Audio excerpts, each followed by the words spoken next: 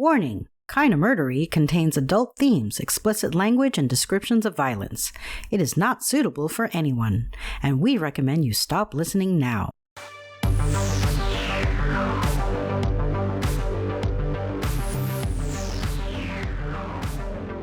True crime with a dash of the paranormal, the garish, the strange, and the darkly comic.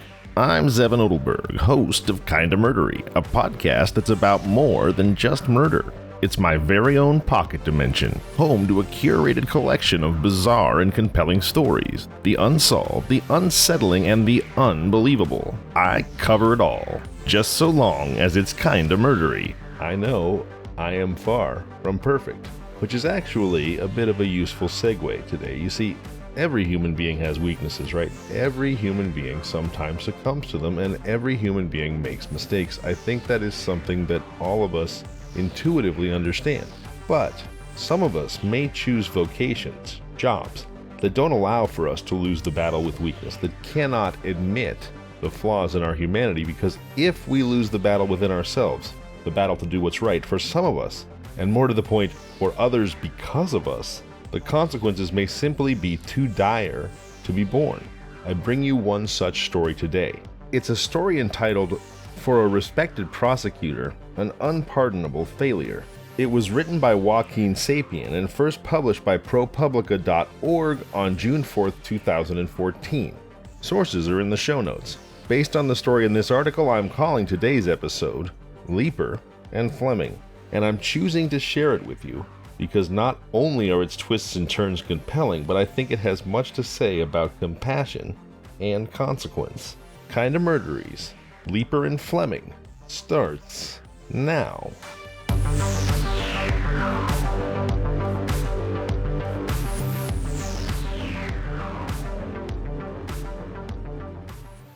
By any acceptable standard today, it goes without saying that wrongfully incarcerated Jonathan Fleming is the rightful mythic hero, the protagonist of the story I'm about to tell. He is the man who rose unbowed from the depths of the abyss, never gave up, and proved himself righteous. And, by those same measures, James Leeper is our villain. But there's another set of, in air quotes, heroic standards, those of ancient Greece and the ancient Greek tragic hero. Those standards are described like so. Aristotle's tragic heroes are flawed individuals who commit without evil intent, at least initially, great wrongs or injuries that ultimately lead to their misfortune. This misfortune is often followed by a tragic realization of the true nature of events that led to the tragic hero's destiny, which means that the hero must still be, at least to some degree, morally grounded. And while Jonathan Fleming is unquestionably our tragic victim, it becomes again unfortunately true by modern morals, but obviously true according to ancient Greeks, that former Brooklyn prosecutor James Leeper is the tragic hero of this story. Again, please hold the hate mail. I want to be abundantly clear. I am not saying that James Leeper is a hero. I'm saying that he is a flawed individual who committed, perhaps without evil intent, at least at some point, great wrongs and injuries that ultimately led to his own misfortune, and he certainly has been confronted with the true nature of events that led to his destiny, and he was once, if he is not still, by all accounts to some degree morally grounded, and that makes him a nearly textbook Greek tragic hero, and I mean textbook both literally and figuratively. Alright, enough couching and hedging, let's get into it. On the afternoon of July 18, 1990, James Leeper, a newly minted homicide prosecutor in Brooklyn, had to make a challenging closing argument. The man he'd charged with murder had mounted a substantial defense, offering plane tickets and video footage indicating he'd been vacationing at Disney World when a man named Darryl Rush was shot dead in front of a Brooklyn housing project. Leeper acknowledged to the jury that this seemed like a, quote, perfect alibi. Nonetheless, Leeper confronted the defense straight on. Yes, the defendant, a man named Jonathan Fleming, could have been in Florida around the time of the murder, but Fleming had ample opportunity to fly back to New York, kill Rush, and return to his family vacation. Leeper told the jury there were 53 possible airline flights Fleming could have taken to do just that. Leeper's presentation won the day. The jury returned a guilty verdict. Fleming, 27, was sentenced to 25 years to life in prison. It took 24 years, But eventually, it became clear that there had been much more to Fleming's alibi defense, and that Leeper had failed to disclose it to the jury. The original case file from 1990 contained a time-stamped receipt showing that Fleming had paid an Orlando hotel phone bill just hours before Rush's murder. The file also contained a letter from the Orlando Police Department informing Brooklyn detectives that Fleming had been seen at the hotel around the time of the killing. By law, Leeper was obligated to turn that material over to Fleming's lawyer, but he had disclosed none of it, which is utterly appalling. And thankfully, in April 2014, Fleming was set free, becoming at that time the latest victim of a string of wrongful convictions involving the Brooklyn District Attorney's Office. But Leeper's role in the case packed a distinctive mix of shock and dismay. Interviews in 2014 with an array of current and former Brooklyn prosecutors, his adversaries in the defense bar, and at least one former Brooklyn judge uniformly produced glowing testimonials to Leeper's skill, compassion, and integrity. People, even those with unflattering views of Leeper's longtime boss, former District Attorney Charles J. Hines, and the office he ran, find it close to impossible to accept the fact that Leeper knowingly hid vital evidence in a murder case. He was universally thought of as a model prosecutor, said Dan Saunders, a Queens Deputy Executive Assistant District Attorney who once worked with Leeper in the Brooklyn District Attorney's office. You'll hear that from everybody, Saunders continued. He was a trustworthy and reliable guy, the kind of guy you want to entrust with the difficult work of being a government prosecutor. I hope people say something like that about me one day. An exploration of Leeper's career as a prosecutor in Brooklyn uncovers an amalgam of genuine respect and personal troubles. Interviews with colleagues detail his quick initial rise in the office, but also a long-standing struggle with alcohol. Those interviews with people who worked with Leeper show that eventually his drinking earned him a demotion in 2012. In the late 80s, James Leeper was a fast-rising prosecutor known for his fairness and loyalty. Decades later, his alleged misconduct in Fleming's case shocked colleagues and adversaries alike. In 1997, there was a case in which Leeper and the Brooklyn District Attorney's Office were accused of withholding evidence that might have established the innocence of a convicted murderer. In 2014, at the time of these various revelations, Leeper, in a telephone interview, refused to comment. He did not respond to further requests to discuss the Fleming case, his career, or any alleged issues with alcohol. In the early 2010s, the reputation of prosecutors in Brooklyn had been battered. In late May 2014, the New York City Department of Investigation issued a scathing report finding that former District Attorney Hines, among other violations, received political advice from a top New York State judge and misused public money to fund his ultimately failed 2013 re-election campaign. In a lawsuit, he'd also been accused of having long overseen an office of rogue prosecutors, where misconduct was condoned, even encouraged. Hines denied the charges in the lawsuit. One of Hines' top lieutenants, Michael Vecchione, had been accused of railroading an innocent man on a murder charge, a claim he vehemently denied. Another senior prosecutor left the office in 2012 after she was accused of having withheld exculpatory evidence in a high-profile rape case that soon was abandoned. By 2014, some 90 murder convictions involving the office were under review, many involving a retired police detective, and any one of which might have held additional trouble for then current or former prosecutors. But for all the accusations and embarrassments, however, few in the New York legal world could have predicted that James Leeper would be at the center of the most appalling tumult. Until the beginning of May in 2014, Leeper still had a portfolio of cases he was prosecuting. Then, on May 5, 2014, he was due in court to make another closing argument in a murder case. The family of 23-year-old Nikita Grabelski, a passenger in a livery cab who was shot in the head during a botched robbery, was awaiting justice. Leeper had already laid out all the evidence against 21-year-old Michael Magnan. When he was arrested the night of the crime, Magnan had a .380 caliber shell casing in his shoe. The casing matched the bullet lodged in Grabelski's head. A gun found near the crime scene matched both the bullet and the casing, and there was DNA found on the gun that matched the shooter. All that was left for Leeper to do was sum it all up in one final statement to the jury, but he didn't show up.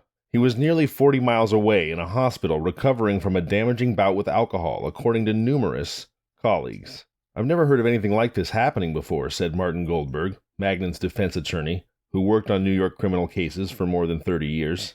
The Brooklyn District Attorney's Office announced that Leeper had been suspended. The office did not say why and refused to answer any questions about Leeper's career or his role in any possible misconduct. In the case of Jonathan Fleming, the man whose wrongful conviction destroyed James Leeper's career, Taylor Koss, Leeper's former protege in the Brooklyn DA's office, would become the foil whose investigation ultimately brought James Leeper down. Koss joined the Brooklyn District Attorney's office in September 2001. He was a young, ambitious lawyer, eager to realize his long-held dream of becoming a top prosecutor, one that he said harkened back to his teenage days, watching hours of Law and Order on television. James Leeper was one of Koss's early bosses and mentors. At the time, Leeper was running one of the most active bureaus in the office. Prosecutors in Leeper's bureau handled nearly all criminal prosecutions in some of the most violent areas of Brooklyn, and the unit was known officially as the, quote, red zone, unquote. Koss said he wanted to shine there, and he saw in Leeper a man to impress and learn from. He had a reputation for being a very strong homicide prosecutor, and it was a reputation that he earned, as opposed to others who were thought of as being political appointees, Koss said of Leeper. People respected Jim for being a workhorse who earned his spot. Leeper himself had already been in the Brooklyn office for 14 years by that time, and he, like Koss, had his heart set on being a prosecutor in his first years out of law school, so much so that he applied twice, enduring a rejection by the Brooklyn office's top brass in 1985, according to the office's personnel records. An assistant district attorney plays two vital roles in society, Leeper wrote as part of his second successful application. The position requires one to be an advocate within the criminal justice system, as well as a neutral and objective representative of all the people in the district in which he or she works. In the latter role, one has the responsibility to thoroughly investigate all leads in a case and to approach cases with a non-advocacy or non-adversary perspective. In that sense, one of the A.D.A.'s most important duties is to ensure that a defendant's constitutional rights are preserved and protected. The letter moved the district attorney's office, then run by former U.S. Representative Elizabeth Holtzman, to hire Leeper away from private practice. By 1990, with Hines having succeeded Holtzman, Leeper had secured a position as a homicide trial attorney, an impressively advanced assignment for a young man with only 3 years of experience as a prosecutor. By the time Koss was christened as a fledgling prosecutor in 2001, Leeper was head of the Red Zone, and everyone, according to Koss, wanted to work in the Red Zone. It had the coolest people in it, the coolest bosses, said Koss. It was the place to be, and I got it. I got lucky. Koss reported to Leeper for more than a decade, and he, like many others who worked under Leeper, revered the man for his fairness and loyalty. Leeper stuck up for younger prosecutors when they made missteps. He took them aside to school them in the art of persuading a jury. He gave them opportunities to challenge themselves. He had implicit faith in me, and if you earned that trust, he'd never micromanage, Koss said. He believed I could handle myself. He only came to see me do one trial. I had a cooperating witness, and he came to watch me put him on, and after that, he never questioned me again. I wanted him to trust me because I wanted to be in his good graces. People wanted him to think you were a good DA. But those who worked with Leeper came to see a troubled side of him too. In interviews, more than half a dozen lawyers who worked in the office at the time said Leeper's drinking became pronounced, and as a result, a problem. In 2012, according to numerous people in the office, Leeper's drinking cost him his title. Personnel records show he was demoted from chief of the Red Zone back to the Homicide Bureau. But the records do not list a specific reason. And the district attorney's office refused to comment on the cause of the demotion. For his part, Koss moved on to his own new job within the office. He became deputy bureau chief of the Conviction Integrity Unit, a small group of assistant district attorneys and investigators tasked with re-examining old convictions that might have been flawed. In his new job, Koss soon found himself in the uncomfortable and unpopular position of reviewing cases handled by prosecutors who'd made their marks years before. He said, however, that he came to feel a sense of gratification in the work, finding evidence that might lead to an innocent person's release, rather than a guilty person's incarceration. Koss's first case wound up widely celebrated. Over a year-long investigation, Koss and his supervisor, John O'Mara, found evidence that an unemployed printer had been wrongly convicted of murdering a beloved Williamsburg rabbi in 1990. Then District Attorney Hines consented to the release of David Ranta following Koss's investigation in March of 2013. I'm sure people resented me for it, but I didn't really care, Koss said of his unit's work. In June 2013, 3 months after Ranta's release, Koss left the office. but he said he made a critical observation in his last year there, one that would stay with him in the coming months. Murder cases, especially those tried in Brooklyn in the early, bloody 1990s, could be seriously flawed, and so could the prosecutors who handled them. Newly in private practice, Koss came to learn of an imprisoned man named Jonathan Fleming, and shortly afterward he joined Fleming's bid for freedom.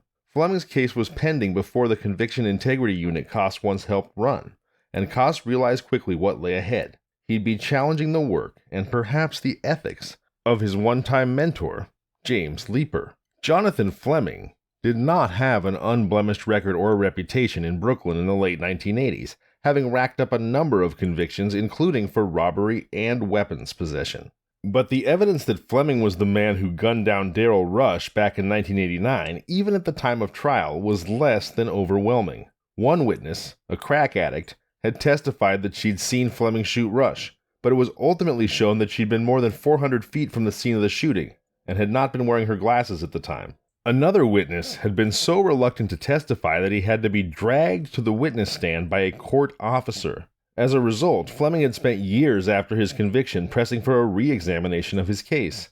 The crack addict had recanted shortly after the trial. The man who had reluctantly testified turned out to have testified under a false name. New witnesses had emerged saying that another man was the likely shooter. Fleming's efforts, however, got nowhere. Prosecutors dismissed the crackhead's recantation, as well as the reliability of the new witness. Judges routinely denied his motions for a rehearing. Then, in summer of 2013, with the Brooklyn District Attorney's Office under fire for a variety of alleged misconduct, Koss's former colleagues agreed to look into Fleming's claims of innocence. The ex-colleagues unearthed a bombshell. The Fleming case file had been found, and its contents crippled the case against him. There was, among other evidence, the receipt that had been taken off of Fleming's person at the time of his arrest, and it showed he had paid a phone bill at his hotel in Orlando at 9:27 p.m. on August 14, 1989. The murder took place in the Williamsburg section of Brooklyn at approximately 2:15 a.m. Koss recalled the moment he got the word of the discovery made by his old office. "I was instantaneously nauseous, physically sick to my stomach," he said. "You want to believe that these mistakes don't happen," he said. "Then slowly, you come to the realization that these mistakes do happen, and it results in people losing years of their lives." Koss credits the work of the Conviction Integrity Unit, but the District Attorney's Office said nothing about the botched case other than to consent in court to Fleming's release. Had the case file been lost, overlooked, buried in a police file, or not shared with the prosecutors? Was it intentionally withheld by Leeper? James Devereaux was one of the detectives who worked on the Fleming case. At the original trial, Fleming's attorney had asked Devereaux several questions about the phone bill receipt, including whether he recalled telling Fleming he'd make a Xerox copy of it. He testified that he had no recollection of the receipt, but under questioning conceded that it was possible that one existed, and even that he had assured Fleming he would make a copy of it. But the receipt was never entered as evidence in the case. In an interview with ProPublica, Devereaux said he didn't remember the Fleming case, but he was firm about his evidence disclosure practice at the time. "I'm not in a position to try to put blame on anybody, especially when I don't recall the case," Devereaux said. "But when a case goes to trial, you go to the DA's office with your file and everything goes over to them. The law is certainly clear about the responsibility for gathering and disclosing evidence. Leeper was the person ultimately responsible for discovering it and turning it over. His failure to do so was unpardonable." In 1990, Jonathan Fleming was convicted of a murder that took place in Brooklyn, New York. These newly discovered documents suggested that he was in Florida at the time, supporting his original alibi. James Leeper, the prosecutor who handled the case, never shared the information. Bennett Gresham, a law professor at Pace University and a leading expert on prosecutorial misconduct, wrote a column in 2014 entitled, quote, "Don't let the prosecutor off the hook," unquote.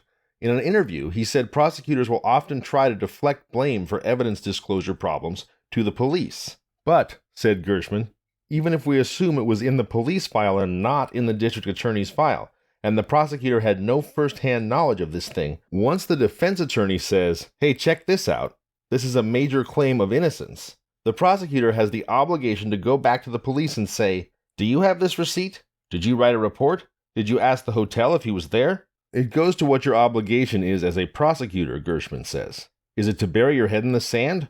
Or is it to follow all possible leads to find out whether this guy is innocent? This wasn't a needle in a haystack. This was something that was right under his nose. In fact, Jonathan Fleming was not even the first time that James Leeper made this mistake, if indeed it was a mistake, and not just a man overly eager to build his reputation in the prosecutorial office of his dreams. Ann Feldman served for 26 years as a judge in Brooklyn, but across those years she only once exercised the power to set a convicted prisoner free. The prisoner was Julio Acevedo, and the prosecutor whose failure factored into his release? None other than James Leeper. In 1989, notably the same year as Fleming's conviction, Judge Feldman had presided over Acevedo's initial murder trial. Acevedo had been charged with fatally shooting a man in a housing project hallway in Brooklyn. At trial, Acevedo claimed that he'd been caught up in an ugly street beef over drugs and had been forced, with his own life threatened, to carry out the deadly shooting. Acevedo's argument made an impression on Feldman, but ultimately failed to persuade the jury. At Acevedo's sentencing, Feldman said she had, quote, no idea what the real circumstances were, unquote, that led him to kill. I suspect the truth lies somewhere between what you said and what the district attorney said, Feldman told Acevedo in the court. She then sent him away for 20 years to life. But the case was back before Feldman 8 years later. Something new had come to light. Evidence that Acevedo's account, known legally as a, quote, duress defense, unquote, was genuine. A prosecutor in a subsequent unrelated case had taken testimony from a man who said he was the person who had forced Acevedo to carry out the killing. The man said he had kidnapped Acevedo and ordered him at gunpoint to fire the deadly shots. Leeper was the prosecutor who took the potentially exculpatory statement. Most damning was the fact that this new information was gained in 1992, just 3 years after Acevedo's conviction, but 5 years before his eventual release because it was never turned over to Acevedo. The man's account had surfaced on yet another unrelated Brooklyn case, and Acevedo's lawyers, when they became aware of it, eventually had it brought to the court's attention. Feldman, presented with the new information, didn't waste much time. Acevedo pled guilty to a lesser charge and was released. I remember feeling that this guy had told a story at his trial that was true, and just feeling very good about letting him out, Feldman said in an interview last month with ProPublica. It remains unclear, to this day, just what James Leeper was thinking. The man who had confessed to forcing Acevedo to kill had also admitted to Leeper a long string of violent crimes. There's no evidence that Leeper was in any way sanctioned. Feldman, in releasing Acevedo, appears to have only dealt with the new evidence and not the question of Leeper's apparent failure. Still, a spokesman for the district attorney's office would, years later, acknowledge that the failure to alert Acevedo to the new evidence was a mistake. The law, after all, requires that information favorable to the defense be turned over by prosecutors as soon as they discover it, even after someone has been convicted. Dan Saunders, who was a senior homicide attorney in Brooklyn at the time, declined to comment on this particular case, but in an interview, he emphasized the importance of sharing such information no matter what the timing, whether a case is pending or the person has already been convicted or even served their sentence. If we get something exculpatory, there's always an obligation to investigate it and turn it over, he said. Judge Feldman said that Leeper never struck her as the kind of aggressive prosecutor so driven to win that he might break the rules to do so. It seemed to me that he was a very upfront guy, Feldman said. He was not overly zealous. I didn't feel like he was out there to kill like some of the other prosecutors. In regards to Jonathan Fleming's case, on April 8, 2014, the proceeding before Brooklyn Judge Matthew A.D.A. was brief, if momentous. Brooklyn Assistant District Attorney Mark Hale, in consenting to Jonathan Fleming's release from prison after 24 years, quickly laid out the rationale. The documentary evidence, and I'm talking specifically about the receipt from the Florida hotel and the interviews with the employees at the hotel, was not available to the defense at trial. It is likely that the result would have been different, and for that reason we asked that the conviction be vacated. A.D.A. accepted a motion to dismiss Fleming's conviction, and pandemonium ensued in the courtroom. Reporters from every major newspaper and television channel in New York were there to record an overjoyed Fleming celebrating with his family. His story went viral. A Wall Street banker started an internet campaign that raised nearly $50,000 to help Fleming get back on his feet. Donations came in from more than 600 people, in at least 14 different countries. But little was said about Leeper. Few news articles even mentioned his name, and he went on prosecuting a full load of cases. Kenneth Thompson was elected as Brooklyn's new DA in 2013, unseating Charles Hines. As we just heard, Fleming was released in April of 2014, and his conviction was rightfully vacated. On June 4th of 2014, the expose that provided the backbone of this episode was published. And 4 days later, the new DA fired 8 holdover members of the Hines regime, and James Leeper was among them. Other than a future DA candidate in New York returning Leeper's $250 campaign donation in 2015, I could find essentially nothing about him or what's become of him since he was let go by the DA's office. He appears to have been extremely mildly active on LinkedIn in the last 8 months, and that's as much as I could come up with. As for Jonathan Fleming, after his release, he sued the city of New York for $162 million for the 24 years of life that he lost, which seems reasonable. He was ultimately awarded $6.2 million, which was then tied up and unavailable to him because of a dispute between his attorneys for some amount of time, but eventually the funds were released and he used them to establish a foundation, and then he was hired by Tyler Perry to work for Tyler Perry's production company in Atlanta. And I know there's some other cool things that have happened for Jonathan Fleming as well, so at least that part of the story, if you can get over the 24 years of incarceration, which, by the way, no one should, and it's amazing that Jonathan Fleming is able to productively channel the massive anger he must have. But if you can get over that, I suppose you could say that Fleming's story has a happy ending. As for Leeper, he should neither be excused nor forgiven. However, his battles with alcoholism and subsequent hospitalization, I think, demonstrate that he was already at the mercy of his demons and likely a very guilty conscience long before public disgrace drummed him from his chosen profession. I'm Zevon Odelberg, and this has been Kinda Murdery. If you like the show, please subscribe, review, and tell your friends. You can find us on social media at Kinda Murdery or email at kindamurdery@gmail.com.